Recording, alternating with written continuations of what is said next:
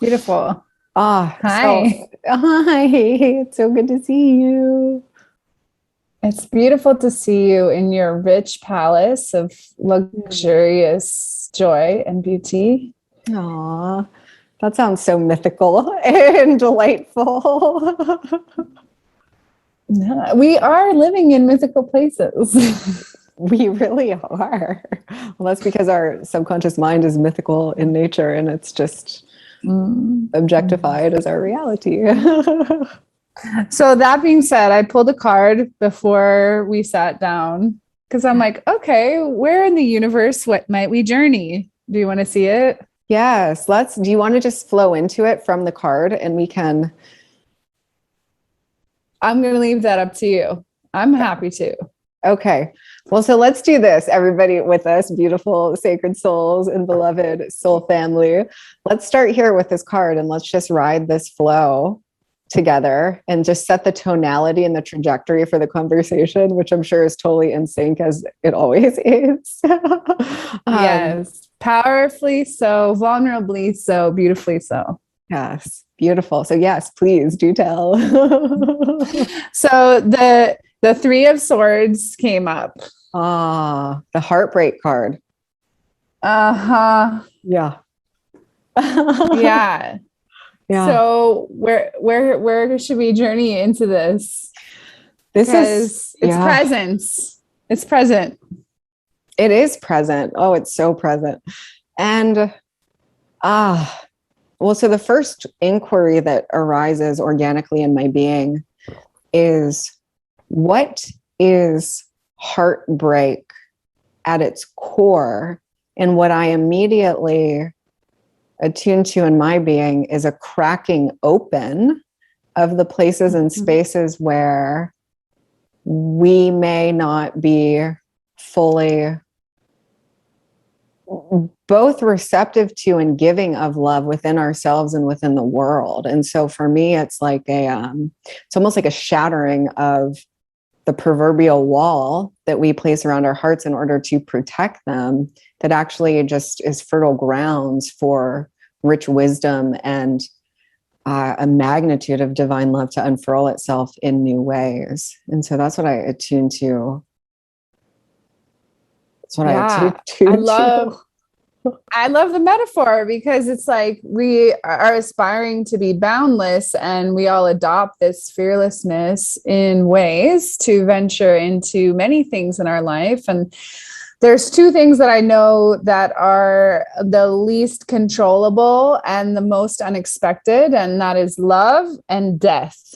And those are those two most common shattering of those shells, wouldn't you think? Yeah, and this is a gorgeous yes, and this is a beautiful paradox to explore, because on one end of the spectrum they can appear to be the most chaotic and unpredictable, and on the other end of the spectrum they can be the most ordered and absolutely predictable, viewed as the eternal reality itself that is unwavering, indomitable, and also death as in eternal transformation that is always going to be unfurling. The term like remembering just came in, like to think about how when we go into the quote unquote unknown or uncertainty, we're also in most commonly in the greatest reunion with our divine self, because we are just swimming in its fullness, right? Yeah. And then in death, we are in the same. We are swimming in that fullness of our divineness. And it's interesting how this like diamond scale pressure is what often takes us there, right? Absolutely, every time.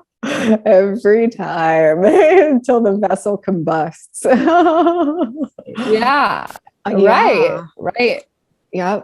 And it's even like, as you're sharing that, I'm just seeing the dance that we do. So the knowingness and the unknowingness for me is personified by because being infinite gods, we know everything. It is our nature to know. And so to not know in some regard is a choice, but it's also the novel landscape of splendid surprise, because the knowing is in the precision, the high definition precision of what we're architecting.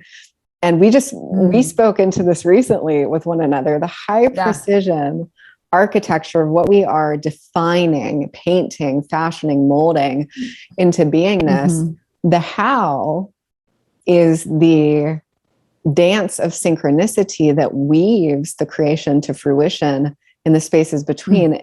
And you get a level of acute awareness. I have experienced this in my own consciousness as I am expanded out into the neural constellations of divine mind, and I can start to synthesize the pattern down so I can see how things are interconnecting and interweaving. I'm like, oh, this is here and this is, and you start to synthesize. So the how actually begins to reveal itself. And there's really quite a curious delight in not requiring ourselves to know the how, because those synchronicities are what, it's like the moments where things that exceed what we could have defined the how to be or even observed it to be are so majestically beautiful. They move us to tears of gratitude and bliss. And those are the moments of serendipity and surprise that make the journey worthwhile in the now. Yeah, I think you were also talking about how it's actually the unified self that is creating the concert anyway. So the conscious self may not know the how, but obviously our eternal self, our highest selves, all of the selves are orchestrating with such precision.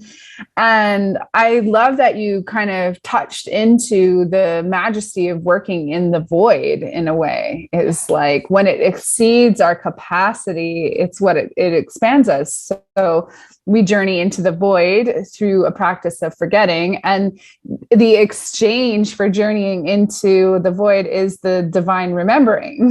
So in the witnessing, like being in the Lyran consciousness, like the regal, oracular priest, priestess energy that is just so acutely attuned to the star glyphs, the hieroglyphs, the orchestration of the constellations. And when we open into that wider vantage point, like we were speaking, and we get the overarching view, we can start to see the pattern revealing itself. And that for me, that's the space of true majesty, like the awe, astoundingly clarified field of witnessing the unfoldment of that which we have chosen. I'm feeling the spatial shape of it in a way. And it's really interesting because we're here together, we're touching into the infinite nature of it. And then I try and bring it down into that vulnerable kind of childlike place that we experience when the heartbreak is first occurring, before we can even conceptualize or fathom how shattering it is, as you said. And I'm just I'm a very spatial, energetic, imaginary person. And so I can just feel the fractal form as the expanding beyond comprehension, but the childlike vulnerability that sparks into that is just so tender. It's so sweet and so cleansing and so rejuvenating when we let ourselves go there fully all the way. And just in a moment of vulnerability here right now, because we were sharing that with one another last week, I had to move some from the richest depth core of my heart, I was weeping tears for myself, for the feminine, for the earth, and in connection to the devotional reverence and respect that I feel for life, and in the the tears arose from a space of seeing that reverence not being fully lived through in certain scenarios, and while also having empathy for the beings, because the only reason why that behavior would ever arise would be if someone were disconnected from the love that they are within their own self, their own disconnection to their inner source, but still feeling the deep sorrow of that, of knowing such impeccably pure love and seeing beings upon this beautiful sacred earth who are still so deeply disconnected and in aversion to coming within themselves to allow that love to be known. And I just moved as fully and robustly into that space as possible in that, and just for, could have been anywhere between 30 minutes and an hour, just like true deep wailing from my heart to move that energy. And it was deeply vulnerable, deeply tender, but simultaneously exquisitely strengthening, fortifying, and soothing, cleansing, like all of that energy that had the opportunity to be exercised from my heart to birth a greater love, which totally reoriented my experiential reality in so many. I feel it. Yeah. I mean, you're describing the mother wound that I remember telling you about, like maybe 6 weeks ago, where it's just, to me, I feel the primary wound of the divine is knowing that at our core, we are all pure love, and also knowing that we represent in majority as a tribe of those who have forgotten that. And just the wound of the heart of the infinite, knowing that so much of us, so much of all is in forgotten of our own true nature. Yeah, I feel like you are describing that. And I also feel that the continued uprising of the experience of this wound is what's transmuting it to evolve into the Great Awakening. Indeed. And also, you know, I take 100% responsibility for everything that arises in my reality. So the question I ask myself is, why did I create a scenario to bear witness to this and to be in the experiential realm of this? Why did I create this? Why did I fashion this? What did my consciousness desire to become aware of? You know, which parts of me are desiring awareness? And after I moved through that energy, I entered this exquisitely sacred, I mean, I would say it's a deep blend of Egyptian and native frequencies that weave the cosmos with the earth and the you know, the heavens to the soils. And I was experiencing those parts of myself, and I was observing and simply allowing, because there's still a warrior energy in me. It's very archetypal, and it's very much interlaced throughout all of my numerous forms of charting.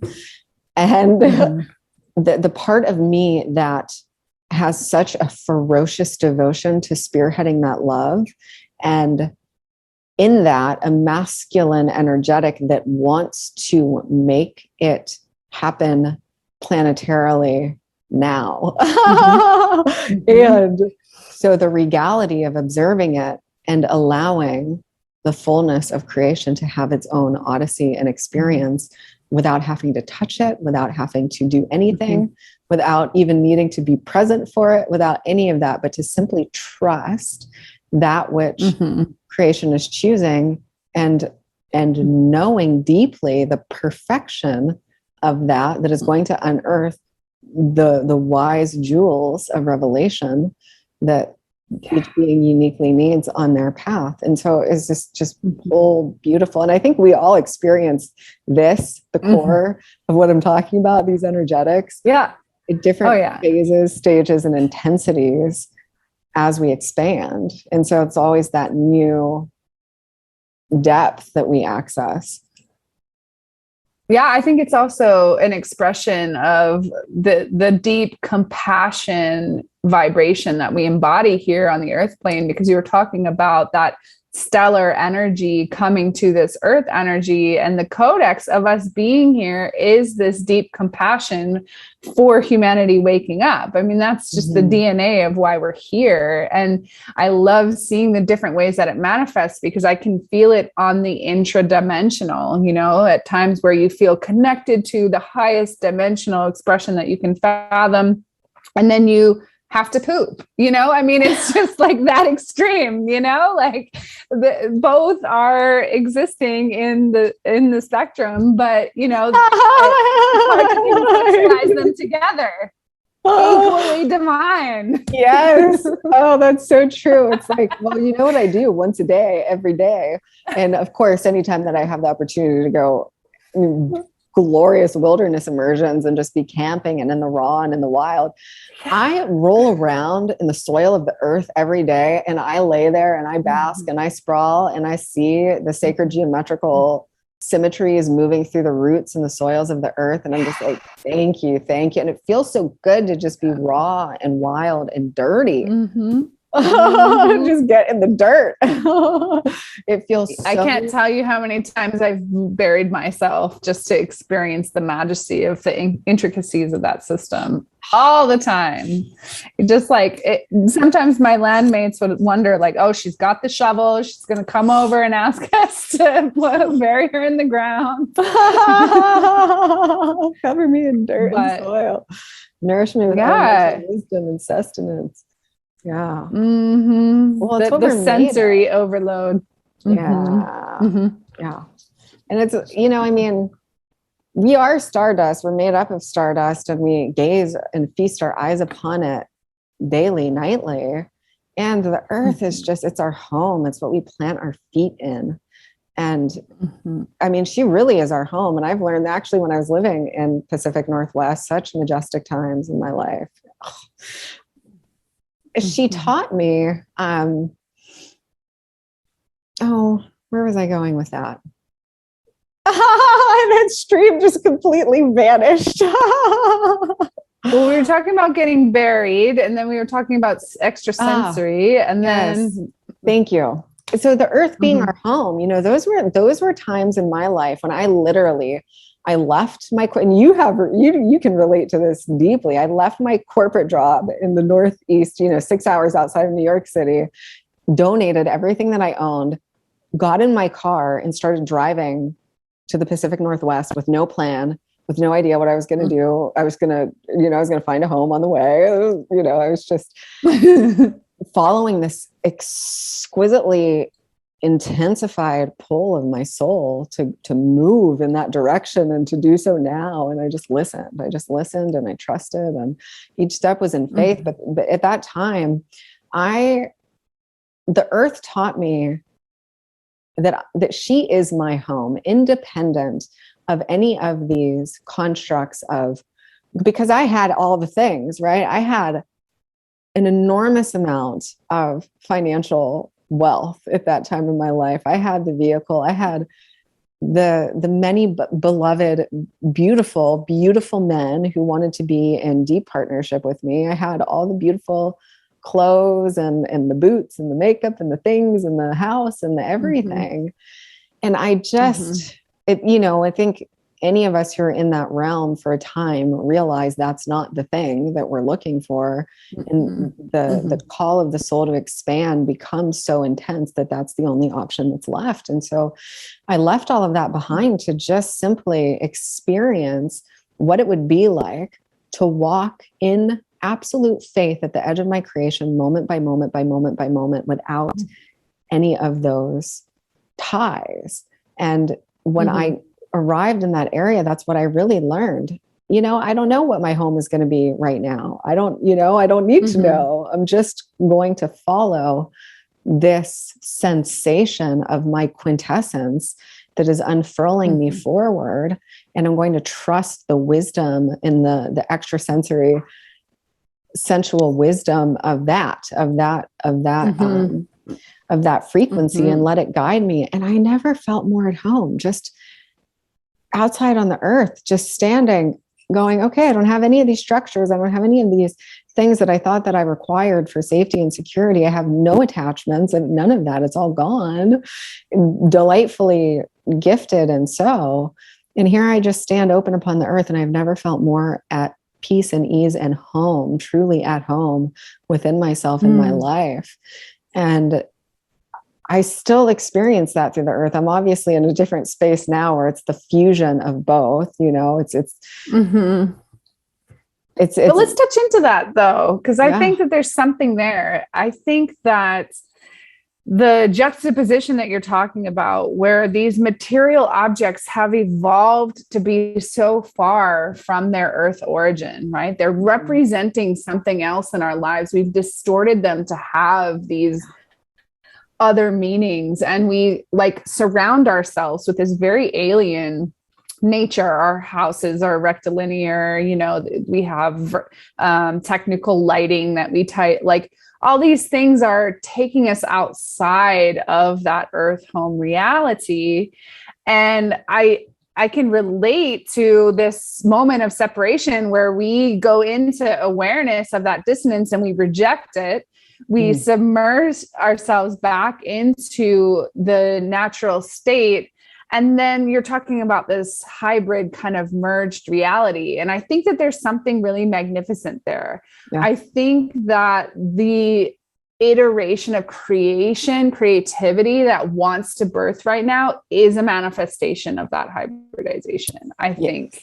Yeah. Totally 1,000%, because it's really what's required for us to systemically as individuals in a global ecosystem and family unit to move forward for that merge of technology, of soul, of nature to manifest itself. And so what I have experienced in my evolution with that is at that time, and this holds true for anything in our lives, whether it is physical belongings and possessions, monetary wealth, relationships, anything external to the self that we place our power, sense of value, sense of worth, sense of home, sense of sovereign autonomy, anything that we give that value to, we will always experience a sense of dilution of power, of separation, of fragmentation, because we have now created a dependency on something external to the self to experience the wholeness, the fullness, the perfection, the power, the majesty, the creative capacity of our own being that is always only wholly, fully, and completely accessible in us. So what occurred for me was I came into wholeness, realized that my vessel and consciousness are the talisman, and that no tool, no tech, nothing outside of me is required for me to create. And I knew how to harness my intertechnological, spiritual, psychic, sentient capacities to create my world.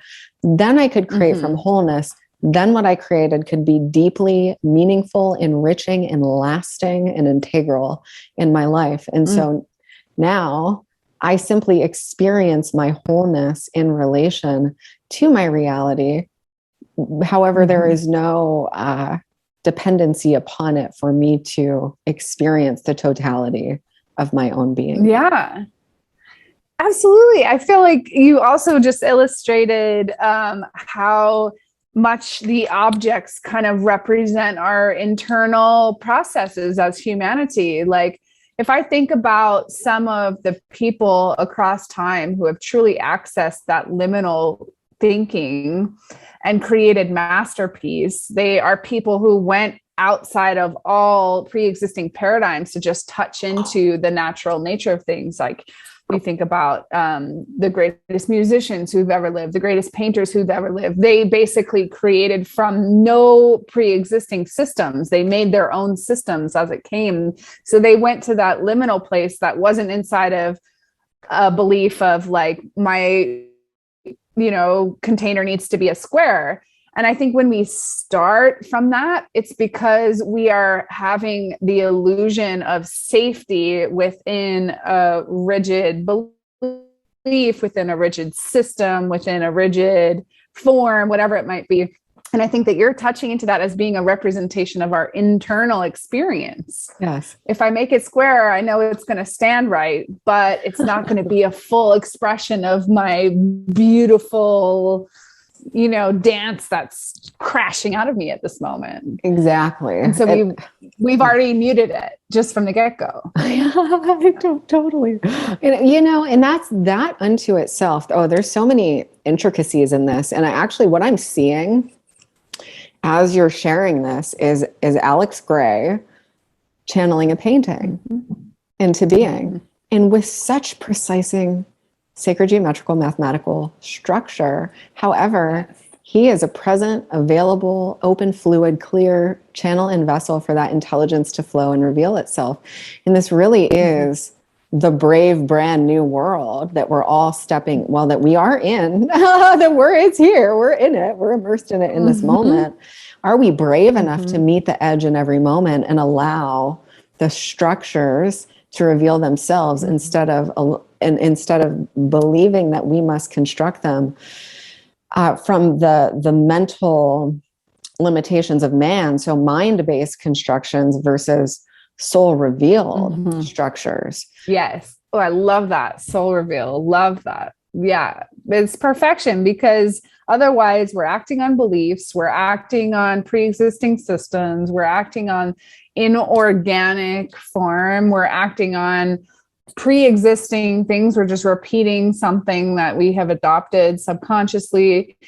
This is where the liminal thinking, the rejection of comfort and conformity are all about the way to come into this awareness, into, on the regular. I think that is the gym that I hope we all are living in. Yes, the diamond that we're all dancing from ballroom to ballroom. It's really fascinating because my being literally is turned on and electrified by these very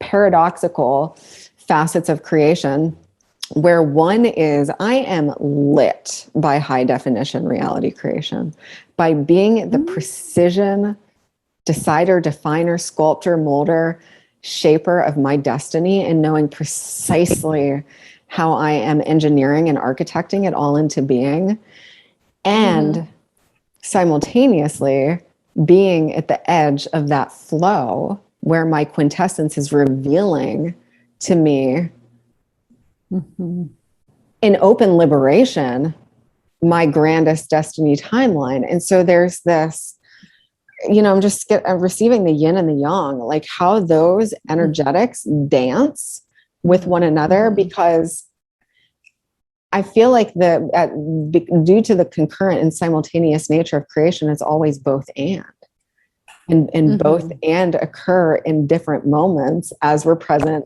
at the edge. Yeah, I think that's like more accurate to the real reality of time, right? In the timelessness, those are simultaneous, this future planning as well as the edge meeting, I guess you can say, encountering. So it's interesting because when you take yourself inside of time, they feel that they are just a little bit apart from each other, and yet they are so magically interwoven, interdancing. It's fun to watch that shape in the mind's eye, to think about, okay, how much is my future coming at me and me coming at my future? Yes, that's so beautiful. That's so true. and even how we conceptualize the point in space which future occupies. Like, what is, where is my future? Is it to the right? Is it straight forward? Is it coming? Is it phasing in? Like even how we spatially orient to what future is and how it expresses itself. I mean, I experience future in my body, in my embodiment of liminal imagination. So wait, where does liminality live in quantum mechanics? Because that's almost what you're talking into right now. Mhm. So, well, I mean, isn't the whole thing liminal? I suppose, because both states are existing until defined, right? So that is the liminal moment where it's like neither, but both. Right. It's all of that existing. I mean, quantum, it's the particles and the waves existing simultaneously Right. in the same space, which is like defies Newtonian Neither, physics but at its both. core. Right. Right. Yeah. Neither, but both. I guess that's like, I think the more that we can bring that into our own humanity, I think the more play will come through that. The flexibility and the lightness with recognize, because to quantum collapse a wave into a particle does require quite a lot of raw kinetic energy. Right. Like it requires life force. There's one of my beloved sisters, Carolyn Elliott. I used to write for her magazine, which she's like, it requires strength to cast spells. And it does. It requires life force to really harness and leverage the energy to actually amplify the frequential resonance of our words through the omnipotent, omnipresent field of self in order for the instantaneity of manifestation to occur. And then there's a deep spaciousness of then becoming the void so that it can do its thing and crystallize without our interference. And so like there's a whole stunning. And you're literally describing what we already analyzed at the start of this conversation, was what is heartbreak? It's the shattering. Like that's the energy coming to its immensity and compression to just shatter its boundary. It's so beautiful how exactly mirrored that is. 1,000%. And it happens at each stage of our expansion. People speak into it in different ways in different realms, right? And I think it's very prevalent in the realm of quote entrepreneurship. People speak into the expansion of the it's so funny when it's just from a cosmic frame to like a very to a worldly frame of what that energetic actually is. The death of stars and the birth of a supernova, or or the death of a supernova into a galaxy. And so right. For some reason that concept of virality just came in. It's like that energy that you're describing is almost like what makes something go viral is like it has this little spark of magnetism, and then it kind of follows that path that you were just talking about. And actually, well, the way that I even see that is in the nucleus of our being. When we come from, and this is spell casting, that's how I manifested this house. Like this house is so great. It's this glorious, cute little gem that is so eclectic in its like this could only have been manifested from my imaginal. It just doesn't even exist. Like all of the different facets that are present. I've got a like Polynesian, like stone rock waterfall shower head, and it's like open with just like plants around it. And then I've got this like mythical kind of luxuriant medieval Beauty and the Beast / like a palace. It's just such an eclectic array of things. And when I was in the space of, obviously it's all from the purity of our heart, but coming from the core of our being and from that core of love, and just with, and this is to see it and to feel it is to manifest it. So if we do both simultaneously when we're speaking things into being, holy glory, the power that we behold. And so when we speak from that core, that nucleus, that condensed center of power, that centrifuge, and then we see it, we feel it, we express it, which is the amplification, the dispersion of that energy through the field. We've now just given instructions to the totality of our I am presence That's a massive energy. Absolutely. And there's no room for shadow in that container. It's like doubt has literally been compressed and, completely dispelled outside of there. So that nucleus can only exist in pure intent. Right. It can only exist in the pure embodiment of our I am, because that doubt, it doesn't exist there. It doesn't. And it's also an awareness. And this is a space that I want to touch into with manifest. I feel like we're going to create a course on this and add it into the Infinity Collective, because there is a very sequential process to this that simplifies it. But the reason why many people aren't manifesting is because they're not in the omnipotent, omnipresent embodiment of their I am self. When they're manifesting from the small personal self, which takes a lot of work, to be quite frank. Like you can just do it like this when you're full power. Is that so? There's a purification, a clarification of the field. There's a centering into that energy. And then there's a very visual awareness of the grand self. And then it's architecting from that pure amplification field of intentionality, feeling, sensations, seeing, feeling, knowing, singing, speaking, or even just with the power of our psychic capacities and our consciousness, crystallizing that into being. But it must come from the divine identity and not the human identity. This came up earlier, and this is basically hasn't left my vision since it kind of applied to something earlier that we were talking about. But I like to imagine the seed underneath the soil, dormant, not able to actually see the sun at all, but on pure belief alone, cracks open and decides to just go for it. Like, I love this metaphor of just in darkness, in complete nothingness, the belief alone that it will manifest into its I am destiny of being a flower, a tree, whatever.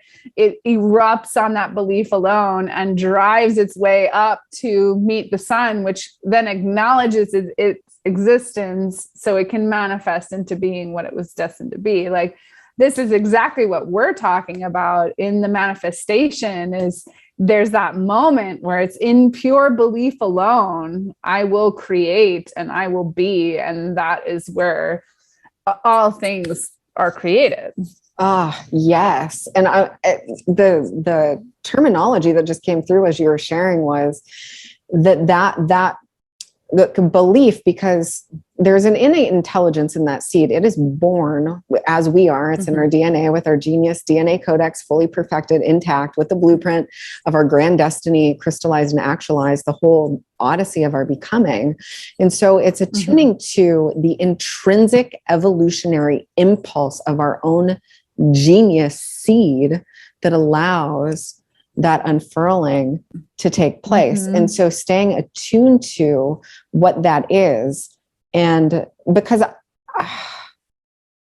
and that's where people talk about following your excitement, but for me, it's just so much more rich than that and so much more complex than, otherwise you've got a bunch of grown children running around thinking that, they're next. Yeah.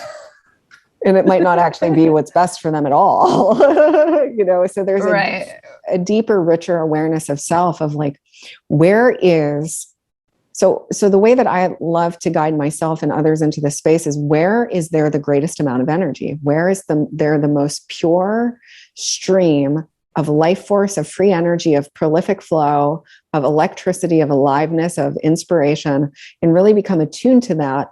And those are the threads in our lives that it would behoove us to align to. And that's, discovered through self-intimacy and having an awareness of our own grand unfolding, because those timelines also, as we move through this journey, are revealed to us in our psychic spaces, who we are becoming. And there's nothing that can stop that. Nothing is,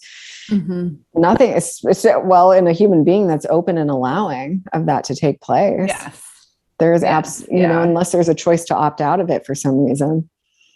and then it's going to happen. And that's, and that could be part of the unfurling for someone, is the choice to, I've had enough of this video game. I'm going to return to the source field and come back as a different character. I mean, I can relate. Right. I feel like that connects to my accident 100%. I was like, I haven't seen the things that I know in the depth of my heart manifesting here. So this may not be, everything that it's chalked up to be. So not that I orchestrated the accident happening in consciousness, but there was a part of me that needed that reattunement. And I think that there was a divine will that followed. Okay, I cannot attune to my own truth, to what I am seeing, feeling, sensing, and knowing now. So I throw my hands up to creation, crash, and then get the ultimate download of all downloads by departing altogether, So yeah. I think that that does exist, but that I also find is the magnificence of life. Is I thought that I, through my divine will, would have a say in it. And I have yet to know that answer. Did I have a say in coming back or not? Well, sometimes I feel like I do, and sometimes I don't. You had a say. This is very clear coming through. You, with a capital Y, had a say. You, with a lowercase y, did not have a say. And that is also how this works in manifesting. And so that's why it's so imperative to be connected to the capital S instead of the lowercase s, because otherwise it doesn't work. Like your small self does not actually have a say. And so I love this. I love how this lines up. It's like we're always getting back on the same memo. Everything's scripted with all the I's dotted and all the T's crossed.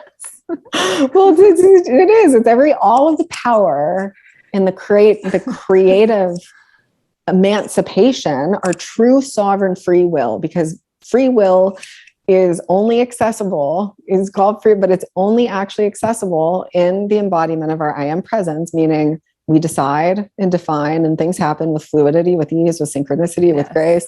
That is only accessible through divine identity mastery when you're operating as the grand self. And until then, that's what we are remembering to. That's the lessons and the room. Yeah. To inhabit that space on a continuum, and to not waver from it, which is a cultivation of grand self-awareness, that it becomes deeply embodied, supra-consciousness embodied in the physical vessel that allows us to move and flow and dance through life in that way. And that's really the key. Well, because we are the key. That's the key to the whole thing, is embodiment of self, source, spirit, the divine. And knowing that's how it works, to me, just amplifies my attunement to compassion, because knowing that that's the script of all scripts for all things, how can it not cultivate deep compassion for all beings? Because they're just in that precise moment, in that exact manifestation, representation of that exact path that they are needing to be in to realize. Right. And it's like literally at the core, it's like a child who is just gasping for breath, for air, for the dawn, for the top of the water, so that it can feel, see, know itself, feel safe, feel, to take that in breath. And that's the innocence of it. And just in those moments, not knowing how to find the center, how to reorient to the self. And that's where we get to gift one another with reflections of truth, to be pillars and fortresses of reminding and remembrance, that becomes more and more crystallized, solidified, and richly integrally embodied until there's no more floundering. And you know, and even in those moments to know what's going on, like right, in which it becomes beauty versus floundering, because even in those moments of deep humanity, there's enormous beauty when we meet it through the awareness of the God self. Yeah. It just kind of, not that I am one to put anything in any type of hierarchy whatsoever, because I'm all about the organic magic of the divine geometry. But when you're talking about the mirror reflection reminder, there was this vision that came up about, is the mirror's effectiveness relative to similarity or dissonance? And that was a real curious thought. Is the greater distance a greater reminder, or is it when something is so subtly so close to our own that it actually provides a deeper remembering, a deeper mirror, a deeper realization? I think that there's something there. I think it's both, because I've experienced both. Sometimes to be the prolific, radiant light of love is all that a being needs. And sometimes, due to the depth of resistance held within a being, what they actually require is extreme dissonance in order to open.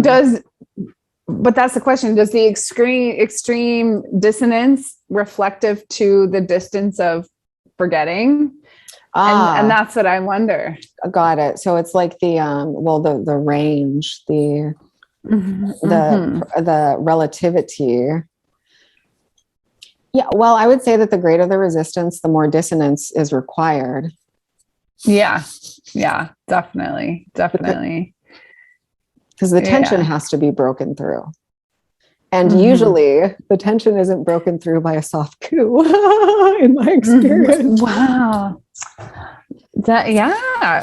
I wonder what in alchemy the soft coup would be, but I'm sure it's happened. Oh, for sure. I mean, that's what I give to my own being. I'm like, I will give it because I chose the lightning strike for a long time. Yes. And I was like, okay, let's go the gentle path. Let's just remind yourself of who you truly are, bring everything back into resonance, and let it be simple, gracious, eloquent, easeful, pleasurable. So I don't choose that in my own experience anymore, but I did for a long time. Yeah. And that's why I don't now.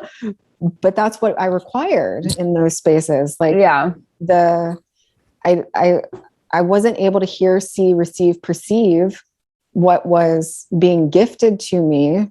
And so there needed to be, and this is the wisdom of the ancients and the elders, right? Well, where they throw the baby to the fire because it's serving a greater love and they know it is. Yeah.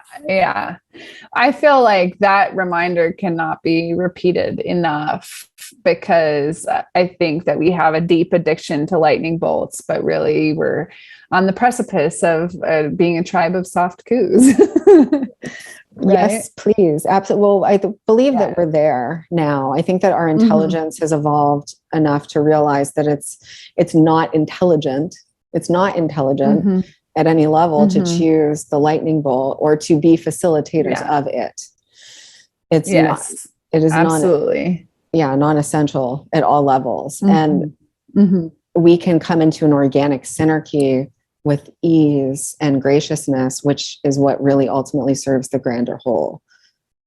Yeah. And I think it's when we are in that state of objectivity that the magnificence comes through without the lightning bolts. I think that the lightning bolt has a lot of singularity to it. Yes. Well, it's very catalyzing and it's stark. It's like your experience. You wanted you wanted the lightning bolt. You didn't want a couple of soft coups because it wasn't going to be what actually provided the knowingness, the awareness, the answers that you were seeking at a soul level. And I was also addicted to the idea that to realize myself as a lightning bolt, I needed a lightning bolt. And now I feel like the essence is I don't need to see myself as the lightning bolt. I can just see myself as the gathering of energy that's hanging out that creates it. I mean, it's the same thing, right? Yeah. All that energy is just sitting there waiting, but it's so powerful.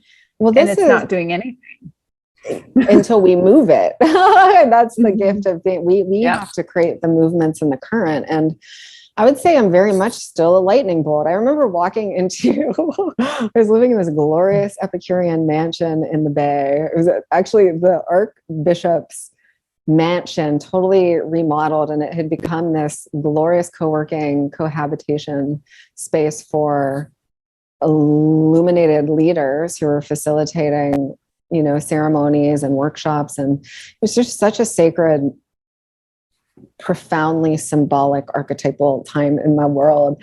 And will you circle me back again? I just start getting so into the story that I forget. Lightning bolt. Yeah. And so I walked into my very first workshop when I got there, and, you know, everyone knew that I was going to be joining. And the gentleman that I was connected to at that time was leading the space. And I just kind of walked in full. I mean, I didn't kind of, I just walked in my full essence.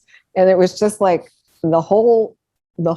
everyone in the room turned and shift. And it was like, there was a captivation. It wasn't me. It was the energy that I was carrying. That was very lightning bolt. But the way that I experience it is lightning bolt love. I was just so alive and in the marvel of the diamond octave of self. And I was imbued with that frequency. And it was something that was very new for them. And so I walked in, and one of the gentlemen said to me later, we were having a gorgeous group ceremony on the beach at the Bay, just so deeply ethereal and soothing and power rich, to be in that space. He goes, he's like, at first I was like, he's like, I didn't know, like, he said he felt a tremendous amount of both awe and attraction and fear. And like, what is that happening simultaneously, which reminds me of the majesty of the lightning bolt. Like, who is she? Who is this woman? What, like, wow. And I'm not, this is not personalized anymore. I'm just like communicating what the reflection was. And at the same time, feeling an actual, very real, visceral sense of fear and resistance to the enormity of power that I was carrying in my vessel in that moment. And so to me, that symbolized how we even engage with our own God nature. It's awe-strikingly beautiful, powerful. And the magnitude of the power is at such great vastness that it also can be our greatest fear simultaneously. Well, you're so beautifully touching into my core wound right now, my evolution, because I have more and more on the daily been recognizing that I have developed a deep habit of walking in an invisibility cloak for that exact reason. Was carrying that Shakti energy, carrying that force, carrying that presence. And, you know, sometimes being well received and getting acknowledgement of the magnitude, and then other times getting that fear reaction and then seeing that as my mirror. And so in my many years in the forest, I was cultivating the most delicious invisibility cloak. I could go around and never be noticed. I could have robbed any bank. I could have done anything, because it was like literally out of, I knew I didn't need to be small. I had fully healed and recognized my fullness, but I felt that I could keep it here and show it nowhere. And I think that it really came into my awareness when I first got together with my beloved, and he's like really well known around our community. He has a very kind of iconic look and persona. And so we would go to the grocery store and I would just be like, we can't go anywhere because everybody's stopping and talking to you. And it really drew to my attention that I had been invisible for such a long time by choice. Because when I was in New York, I had the same problem as him. Everybody knew me in New York. I was the big, network person. And by choice, I had subjected myself to this invisibility cloak. And only now am I like realizing like, okay, you think that your face is showing and you can see the whole world and that you're in it, but the cloak is still like over your head and covering the rest of your being. Oh, well, let's just abracadabra dissolve. Yeah. Just watch it happen if you so allow it. But there's a piece in that too, because I still utilize invisibility technology in different spaces for different purposes as I navigate this global landscape. However, in my day-to-day, it's like what I had to learn was how to not internalize the responses of others who wanted to keep me small because they were afraid of their own power that was awakening in them, and it felt overwhelming to their system. And so I think there's also a rich space of dialogue in that, even between beings and parties, to go, okay, I'm highly electric right now, and this might be quite a shock and an overwhelm to your system. Where can we meet at the resonance of heart, of love, and find a beautiful dynamic equilibrium that serves both being in their full power and also like slowly opening into the magnitude of that to allow for the body and the system to safely organically calibrate to that. And recognizing too that at certain points that we will just be aligned with different beings. If somebody is not ready for that frequency, that's beautiful. I've been in spaces where I was not ready for that, and I was like, whoa, that's a lot. Like, I need to take a step back. I need to, know. And I've also been the transmitter of that energy, and I've seen a being like literally start to become hypnotized to go out, to go into trance in my presence, because it's just such an immensity of light, intelligence, information, data, wisdom, all of that. And it can be a lot for a system that's not prepped and prepared. This would be such a great topic to birth into the Infinity Collective, because it's literally saying like, okay, what are your juiciest dances that have occurred that came in deep resonance and beauty, and what's a time that it wasn't in service? Like, I feel like the shares related to this topic of full I am presence, embodiment, empowerment, existence, and how it is, materializing and representing in everyday life. I think that there's a lot of juiciness there. Just first we get to think about delicious things like this as a part of our evolving, co-creating beauty. And we're just going to be able to make it more and more magnificent, playful, joyful, heart-centered, and realize the greatest potential. That it's Shakti energy, and Shakti is what's necessary to wake up all of humanity. And so we get on all the time. And so what are the most elegant, beautiful, and joyously playful ways that we can be doing that? Yes, absolutely. And fun.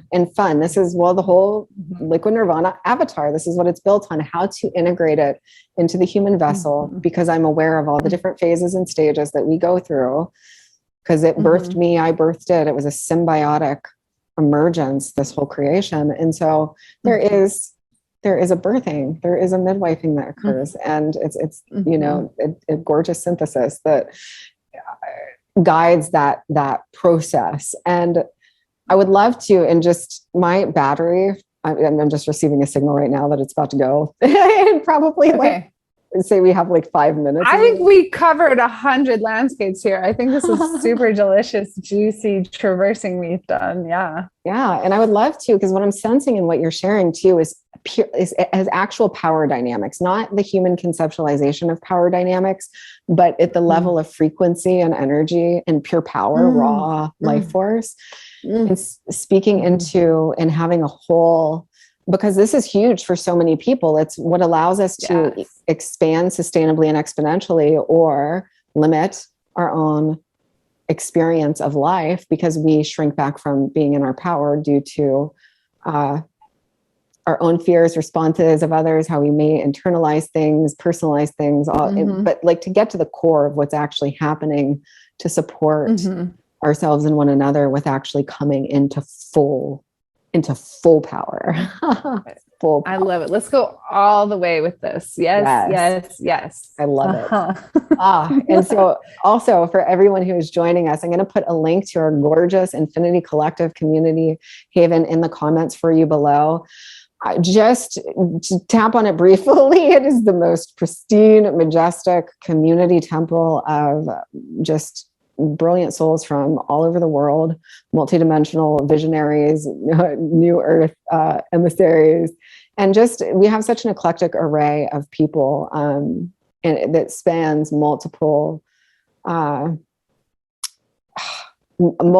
cultures, multiple nations, countries, all of that. And it's just a beautiful space where we're actually starting to tap into the quantum mechanics, the science, the spirituality, all of these deep and vast realms of energy, of consciousness, of creation, and really synthesizing it into potent transmissions and discussions to serve the accelerated awakening of everyone in the space. And beyond that, just pure, open, flourishing, thrival, and expansion as the architects of our lives. So it's pristine. It is fueled with the frequencies of heaven, of paradise, of love, of bliss. And I'm very cognizant of mothering the space to maintain those frequencies, and also just rich with wisdom, knowledge, intelligence, communal camaraderie, love, a place to share and express the fullness of your genius and all of your colors to let them shine bright.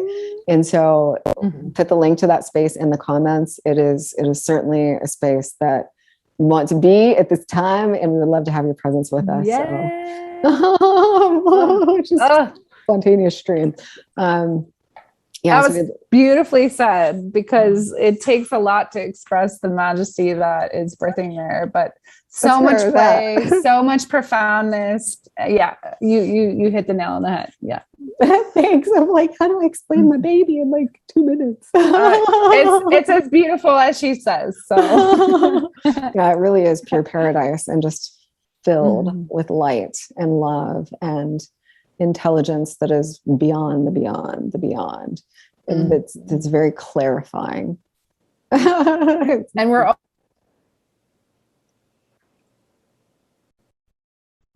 meeting in its future, and I love that the most. Yes. You totally just went out for that, and I thought my battery was dying, but then I looked over and I saw myself still on the screen. So yeah. It was a funny moment. Okay, good. Yeah. So I love you so much, and I love all of us infinitely. Thank you for a gorgeous, multidimensional, multi-prismatic conversation. Thank you for hosting this together and inviting all the new beauties that we'll get to create with. I love it. I'm looking forward to each and every one of them. Yes. The party of the centuries. Thank you. Yes, we love you. We love you. Bye. Bye.